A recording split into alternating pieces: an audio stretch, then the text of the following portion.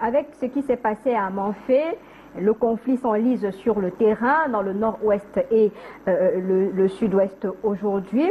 Et puis, véritablement, il y a des interrogations. Ça fait quand même depuis 2016 que cela dure. Il y a un colonel à la retraite qui a demandé qu'il est temps de passer à la vitesse supérieure, débrancher ces muscles-là pour pouvoir brancher des neurones à la place de ces enfants-là qui comprennent qu'on n'a pas le droit d'ôter la vie à son semblable.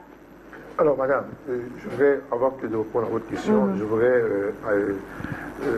revenir un temps soit peu et corroborer avec ce qu'a dit Maître Achille Lejoux, c'est ça? Alors, il est clair que, pour moi, effectivement, il faut questionner l'attitude des services de renseignement. Quand j'écoute, on me dit qu'on a quadrillé toute une zone. Alors, si on a quadrillé toute une zone, madame, nous sommes à la veille du 6 novembre. Alors, pourquoi des dispositions n'ont pas été prises, madame? On ne peut pas se comporter aujourd'hui comme si on était surpris. Vous avez vu que chaque fois qu'il y a des événements, du 20 mai, autres, comme il dit, et même le 6 novembre, on devrait déjà s'y attendre qu'en relation avec l'événement du 6 novembre, il pouvait justement y avoir des attaques. Mais qu'on dit qu'on a quadrillé toute une zone. Est-ce qu'on a besoin de quadriller pour retrouver des personnes qui décident d'aller ôter la vie? Je crois qu'on dit bien que c'est les séparatistes qui ont quadrillé. Ils ont quadrillé, ils ont eu le temps d'agir. Mais comment ils ont même pu pénétrer cette zone, quadriller cette zone, et sans qu'il n'y ait pas justement d'informations? Je dis tout simplement, et là je corrobore avec lui, que les services de renseignement n'ont pas joué leur rôle. Je peux mettre ça sur cette hypothèse. Mais d'un autre pan également, j'adviens à me poser la question. Est-ce qu'il n'y a pas des gens qui souhaitent que cette guerre ne s'arrête pas? En 2018, quand je faisais une analyse sur un plateau de concurrents, j'ai dit, pour moi, j'ai le sentiment qu'il y a des gens tapis dans l'ombre qui souhaitent justement que cette crise n'ait pas de solution.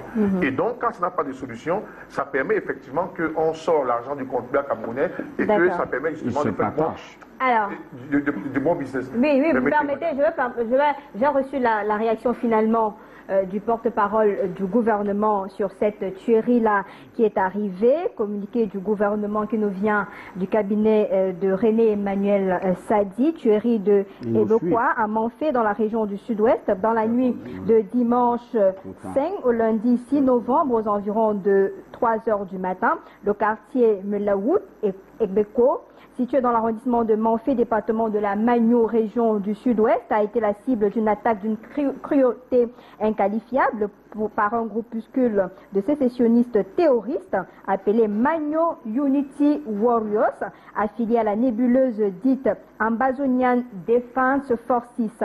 Ces hommes sans foi ni loi, lourdement armés, ont dans un premier temps incendié plusieurs maisons avant de tirer à bout portant sur les personnes qui tentaient d'échapper à l'ampleur des flammes. Le premier bilan de cet acte criminel et barbare fait état de 25 morts, dont 19 hommes, 5 femmes, un enfant de 8 ans, ainsi que 9 blessés, dont certains grièvement, tous actuellement pris en charge dans les formations sanitaires de la localité. Informés de la situation, les autorités administratives et judiciaires ainsi que les forces de défense et de sécurité sont descendues sur les lieux pour apporter les premiers secours aux victimes et prendre toutes les dispositions en vue d'un rétablissement rapide de l'ordre et de la sécurité. Une enquête a immédiatement été ouverte et les forces de défense et de sécurité sont à pied d'œuvre afin de retrouver les auteurs de cette expédition macabre et les traduire en justice. Le gouvernement de la République condamne avec la plus grande fermeté cette attaque lâche et ignoble dirigée contre des personnes innocentes par une bande de terroristes dont le but est de s'aimer l'horreur et la désolation dans les familles au moment où l'État est résolument engagé dans la reconstruction des régions du nord-ouest et du sud-ouest.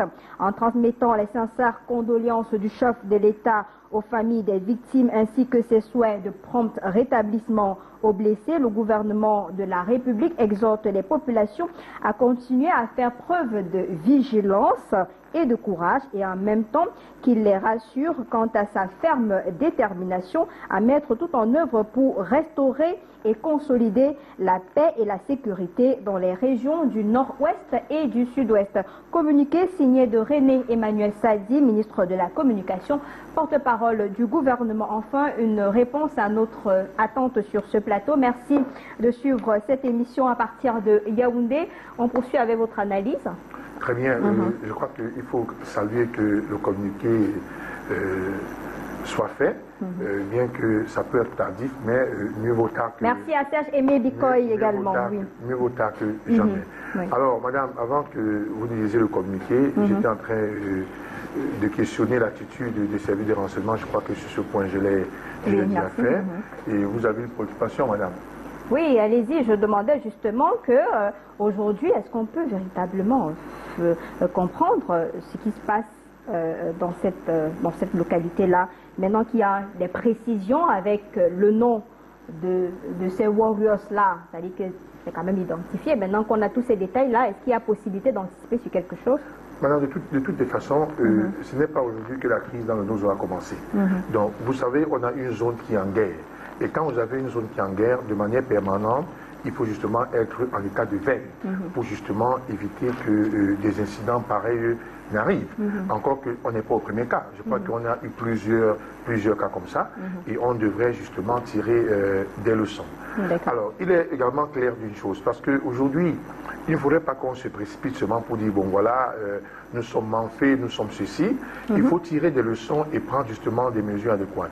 Ce que j'ai envie de dire, c'est quoi? J'ai dit au départ que aujourd'hui, il est même difficile, à l'heure actuelle, madame, d'identifier justement les différents acteurs. Ça veut dire que si on nous disait aujourd'hui, il faut s'asseoir pour résoudre cette crise, vous verrez justement qu'on aura de la peine à choisir les personnes qui doivent s'asseoir sur une même table, question de trouver une solution.